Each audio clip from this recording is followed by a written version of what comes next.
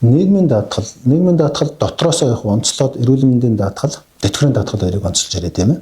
Тэгэхээр тэтгэврийн даатгалын одоо гол асуудал чинь бол нэг талдаа өчигдөр одоо мөнгө төлсөн хүмүүсийн мөнгийг урьдчилан төлсөн. Өнөөдөр тэтгэвэр авж байгаа хүмүүсийг өнөөдөр ажиллаж байгаа хүмүүсээс авж байгаа.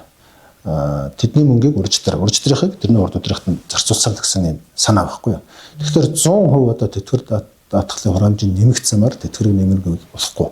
Тэгэхээр энэ нэгдүгürt одоо цаг хугацааны зөрүүг нь арилгах ёстой. Тэгээ сая энэ 7 сард хэрэгжсэн засгийн газрын тогтоолоор бол харьцангуй тэтгэврийн цаг хугацааны зөрүү арилсан гэж ойлгож байгаа. Тэтгэврийг зайлшгүй инфляцтай уялдуулж нэмэх шаардлагатай.